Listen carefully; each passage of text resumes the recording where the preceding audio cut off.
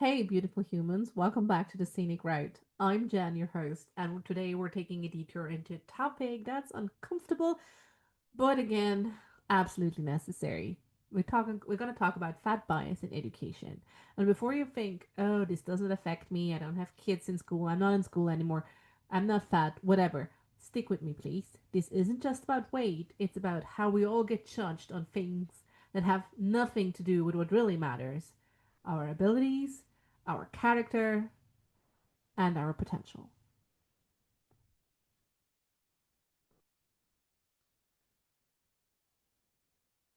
Okay, so we're kicking this off with a personal anecdote. See, when my son, he usually goes to his like annual checkups to our family doctor with my partner who's able-bodied and slim, normal-bodied, of normal appearance if you want.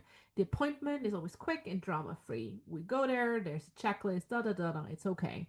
But one time I took him, it was for like a similar, like, it was just for a checkup, because he has been sick before, and we went in 10 days later to kind of like have a follow up and see if everything is gone.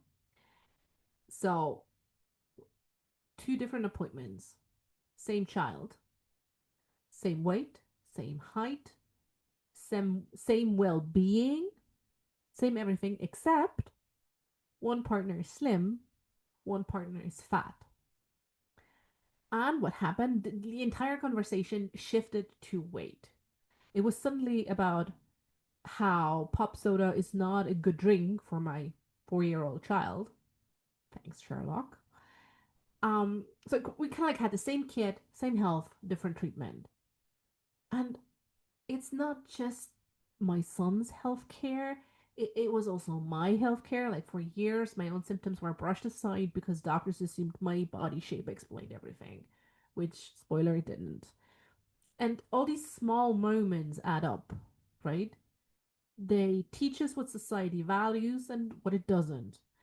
And as much as these personal anecdotes are valuable and every fat person has their story, it's something else when we have data to look at.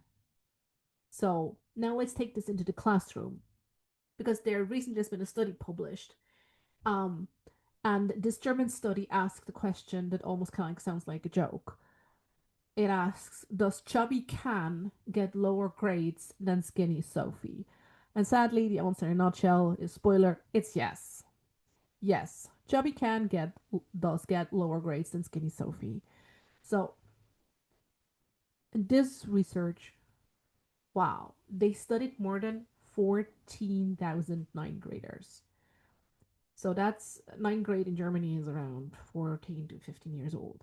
They compared students with the same standardized tests, and abilities. Here's what they found, and it gets really interesting. Students in bigger bodies consistently received lower grades than slimmer peers.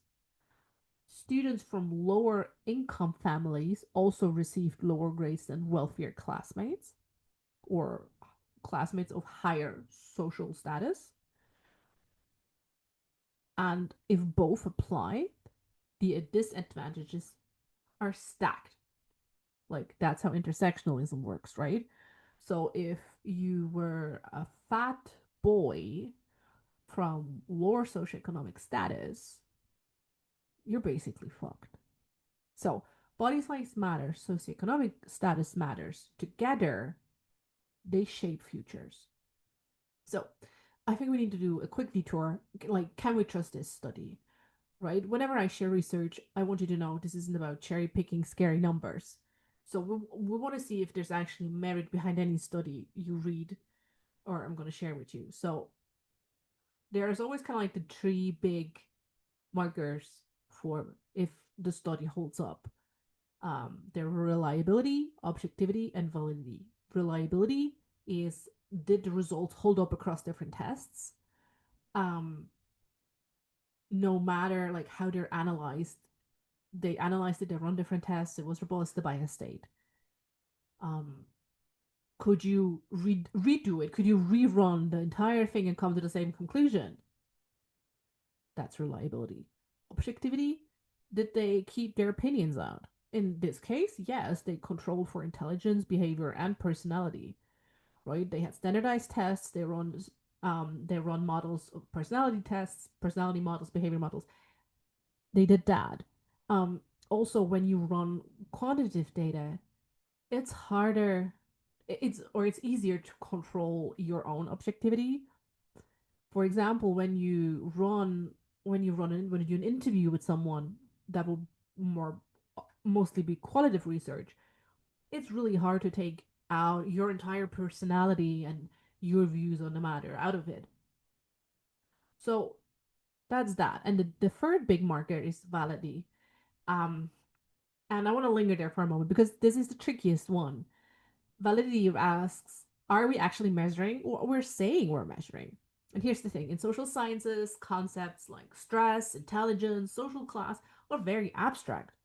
You can't stick a thermometer in someone's brain and measure stress the way you measure temperature, right? Researchers have to decide how to operationalize, how to turn these fuzzy concepts into measurable things. So if we take stress, you could measure it by asking how many hours someone works, but it doesn't really capture stress. So a valid study would have to ask about symptoms or common stress symptoms. Are you experiencing those? How are you feeling? Are you sleeping? Or collecting biological markers like cortisol spikes, like very different things.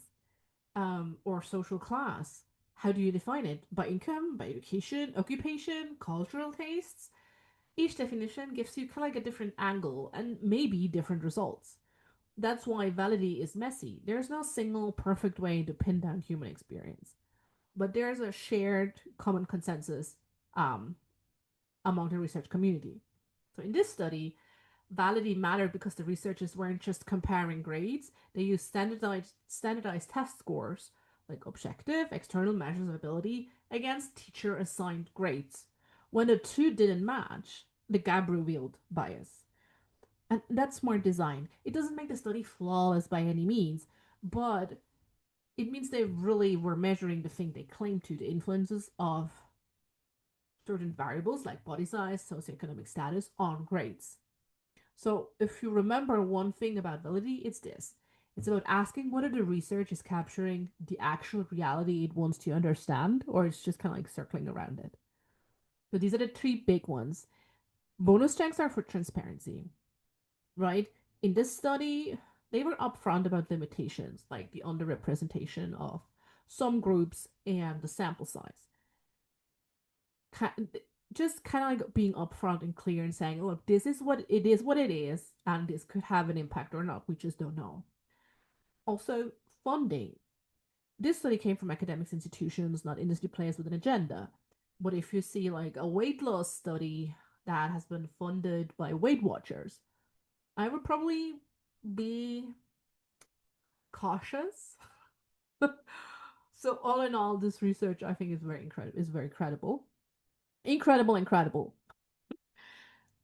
So you might be wondering, Jen, why is this really why does this matter, right? It's just grades, and here's the thing, right? Our world currently is still built on grades so much, right? They decide who gets into college, who goes to university, who gets scholarships, who lands jobs, and also how kids see themselves. Because bias in a grade book doesn't stay there. It shapes confidence, opportunity, and self worth for the years to come. And here is where it's get even more uncomfortable. Grades themselves are shaky at best. There's numerous research that kind of like taps into the bigger problem with grades. There's Alfie Kohn who says grades turn leaning into kind of like a game of compliance. Kids stop asking questions and start figuring out how to give the teacher exactly what they want. This is surely, I mean, that's part of me. I was just really good at just giving teacher what they want, just they would shut up and I get the good grades and I could go home and do what I actually wanted to do. Or we have Blake William who found that grades don't actually show how much kids are learning. They show how kids rank in every subject, but they don't really show you what you need to grow. Where is the potential where you can get better? It just kind of like shows what is in the moment. Um, Brocard showed that grades often mix in things like effort, neatness, or even personality. So again, this study goes into that. Like, there actually is. We have this study in Germany who actually showed, okay, if you're a fat boy with low economic status, this is reflected in your grades. And we have big reviews like Sadler and Stiggins who revealed that grades vary wildly between teachers, schools, and regions. So they're not so keep it short. Grades are inconsistent. They're not as reliable as we might wish they were, right? So yours truly puts it very bluntly, grade don't measure learning. They measure compliance, perception, maybe stress resistance, and when we add bias, especially like fact bias, class bias on top of that, grades stop looking like measures of learning and they more look like measures of social sorting. So this wouldn't be the Scenic Route podcast if we would end with this and be like, nah, there you go, you have it. Now suck it up. Or actually want to do something. So what can we do?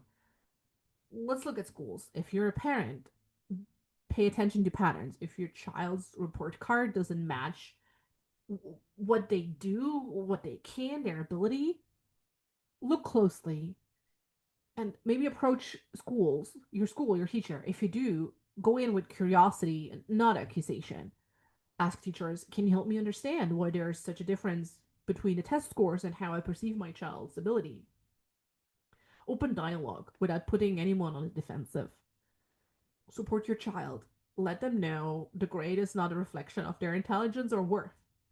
Remind them that bias lives in systems and not in who they are. For teachers, reflect on your grading practice. Ask, am I rewarding compliance? Maybe more so than competence?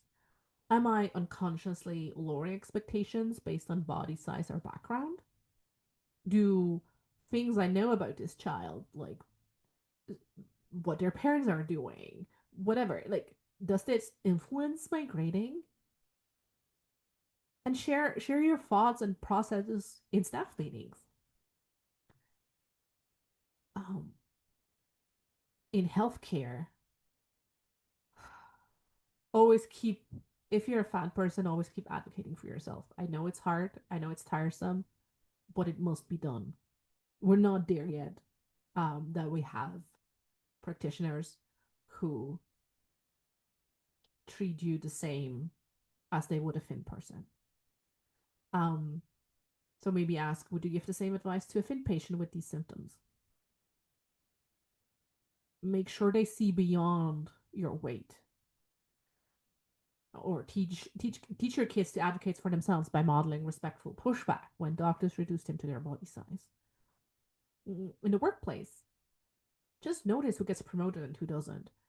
Notice whose ideas get picked up in meetings, who is seen as leadership material, air quotes, and call out any and all appearance-based comments, even the ones that masquerade as like health concerns. Like, we're done with commenting on people's appearances and bodies.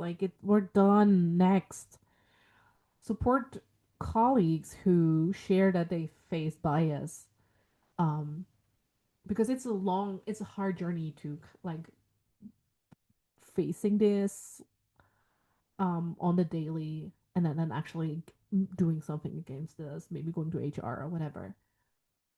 And I don't know, at home, normalize body diversity.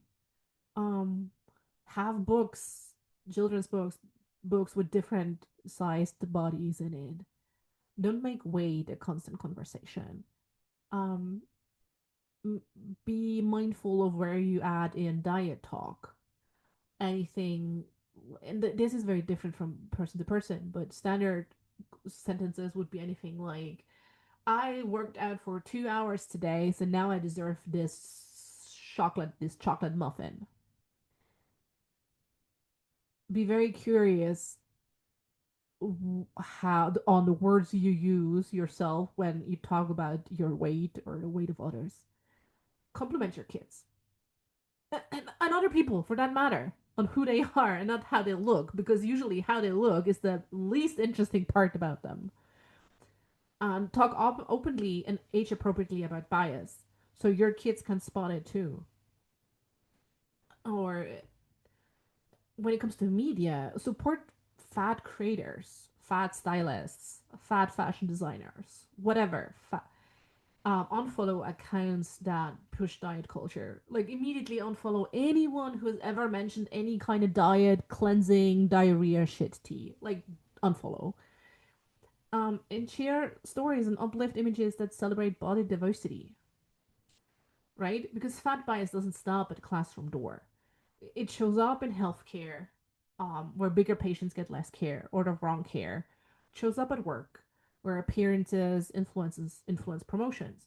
It shows up in media, like tired diet culture teaches us to shrink ourselves, and we know the effect on social media on the body image of young boys and girls. So bias thrives in silence. Shame thrives in silence. Challenging it every day in schools and clinics and offices. Challenging it, it chips away at the system, right? And that's ultimately what we want to do. We want to chip away at it. Then here's the bigger picture. Fat bias isn't just about weight, it's about how society measures worth. When we grade kids on their bodies instead of their abilities, we're teaching them that some humans matter less. And that's not the world I want for my kid or yours. So, to end this, please share this episode with a friend or a fellow parent. Talk to your kids about bias. Ask yourself what the on reflect on how you talk about weight and body size, and remind your kids, yourself, that worth isn't measured by a scale and it's definitely not measured by a great book. And just keep up taking space and live your life. So that's it for today's Scenic Route. Keep taking up space, keep asking questions, and keep pushing for a world where all kids and all people can drive.